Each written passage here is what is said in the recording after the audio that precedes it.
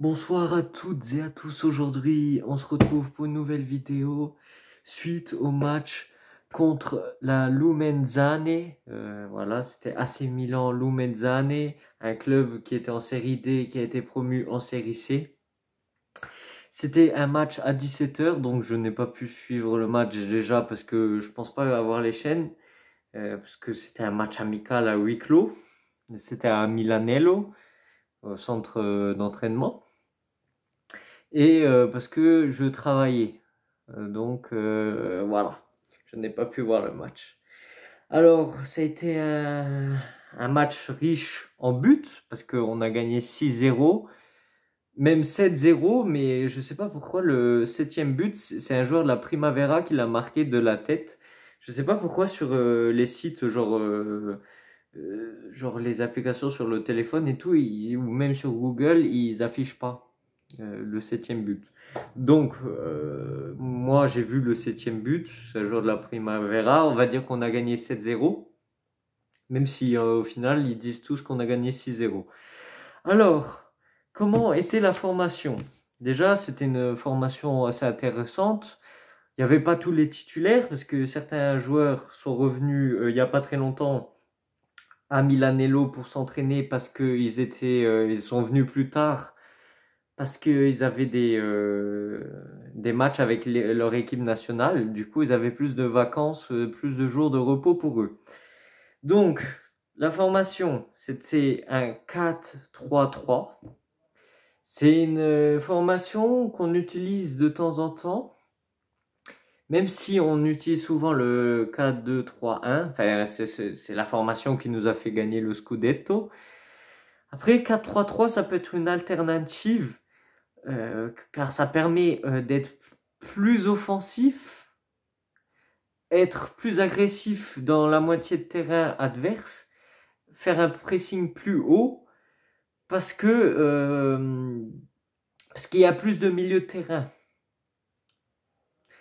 Donc voilà. Alors, au gardien, c'était Sportiello, le nouveau gardien. Voilà, il a fait un clean sheet pour son premier match. Après, voilà, hein, je vais souligner ce point. C'était un entraînement. C'était même pas un match amical. Je veux dire, c'était un footing, quoi. C'est pour tout le respect là pour ce club là, le petit club Lumenzane. Euh, voilà, ils font pas le poids face à nous. Déjà, si on avait perdu ou fait match nul, on serait pris des buts. Vraiment, on aurait passé pour des idiots, quoi. Donc, Sportiello, qui confirme que c'est un excellent second gardien, même si, bon, c'est un match amical, voilà. Alors, en défense, Florenzi a joué à gauche, parce que Théo Hernandez, comme j'ai dit, revenu plus tard, parce qu'il avait des matchs avec l'équipe de France. Tomori, défenseur central gauche. Défenseur central droit, Gabia, un joueur qui va peut-être partir durant cette session de Mercato. Et à droite, en défenseur droit, Calabria. Au milieu de terrain, à 3, du coup, Pobega, milieu à gauche. Loftus-Cheek et Krunic. Et en attaquant gauche, Pulisic, le tendu, voilà. Pulisic, Captain America. En pointe, Colombo. Et à droite, Messias. Alors, il a fait jouer Pulisic parce que Leao n'était pas encore disponible, voilà, parce que tous les joueurs doivent retourner en forme avant de faire les premiers matchs. Et voilà, Leao, Giroud, Théo Hernandez, c'est des joueurs qui sont venus après. Ils sont venus plus tard. Donc voilà, moi je suis content aussi d'avoir vu Pulisic, Loftus-Cheek et Romero qui est rentré à la place de Messias en seconde mi-temps. Alors, c'est qui a marqué? Premier but à la 5e minute de Pobega. Je pense que vraiment, dans un milieu à 3, Pobega peut vraiment il peut faire le taf. Franchement, il peut faire le taf parce que quand il était prêté à Torino, je pense il me semble qu'il jouait dans un milieu de terrain à 3 et il faisait le taf. La saison dernière, on jouait beaucoup avec deux milieux de terrain. C'était pas trop son poste, je pense, même s'il a mis quelques beaux buts, que ce soit contre le Dynamo Zagreb, si je dis pas de bêtises, en poule de Ligue des Champions. Il a marqué un beau but contre Bologna, en dehors de la surface, un but contre la Roma, qu'on gagnait 2-0 et on s'est fait remonter de 2, et qu'à partir de là, c'était la décadence pendant le mois de janvier, février, mars. Enfin, après, il n'y a plus rien qui allait. Et est-ce qu'il a mis d'autres buts? Il me semble qu'il a mis d'autres buts, mais je m'en souviens plus. Et la passe décisive de Pulisic, voilà. En plus d'être un très bon finisseur, je pense qu'il, aussi son atout principal, c'est que c'est un bon passeur. Voilà. 17e minute, encore un but de Pobega et encore une passe décisive de Pulisic. Bon, après, Pulisic, on savait déjà avant que c'était un très bon joueur. Il n'a pas besoin d'un match contre Lumezzane pour prouver son niveau. On sait que si il est en pleine forme, s'il n'est pas blessé, il fait le taf. Après, là, ça le confirme encore une fois que voilà, Pulisic, c'est un autre niveau quand même, comparé à des clubs de série C. À la 17e minute encore, Messias, qui marque un très beau but, parce que j'ai vu les highlights. Il a mis une feinte de frappe, le défenseur s'est couché et le gardien aussi, et après, il a juste à mettre la balle au fond des filets. Passe décisive de Krunic. 20e minute, but de Colombo. Voilà, Lorenzo Colombo qui a joué cette dernière saison en prêt à Lecce. Avec un prêt avec option d'achat et option de contre-achat pour l'AC Milan. Du coup, Lecce l'avait acheté, mais Milan l'a racheté avec l'option de contre-achat. 56e minute, encore Colombo. Ça, c'est un très beau but. Le gardien, il a même pas plongé. C'était à la limite de la surface de réparation, il me semble. C'était un très beau but. Si vous n'avez pas vu les buts, n'hésitez pas à les voir. Vous écrivez AC Milan Lumenzane et vous trouvez directement. Même si c'est pas des compilations officielles pour le moment. Et du coup, le deuxième but de Colombo, c'était une passe décisive de Romero qui est rentré à la place de Messias. Et à la 80e minute, but de Romero, voilà, le joueur de 18 ans, qui est rentré en tant qu'attaquant droit à la place de Messias. Mais il a marqué sur penalty, très bien tiré, il a mis à contre-pied le gardien.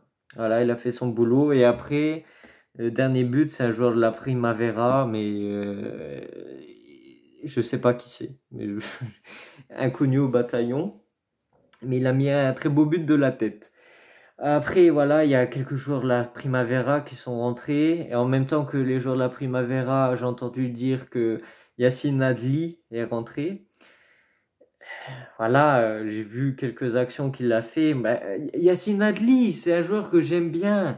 C'est dommage que Pioli le considère même pas comme un joueur. Je veux dire, la saison dernière, il a fait un match titulaire. Le reste du temps, même Deketelaere, il a joué plus. Alors que Deketelaere, putain, il a rien fait.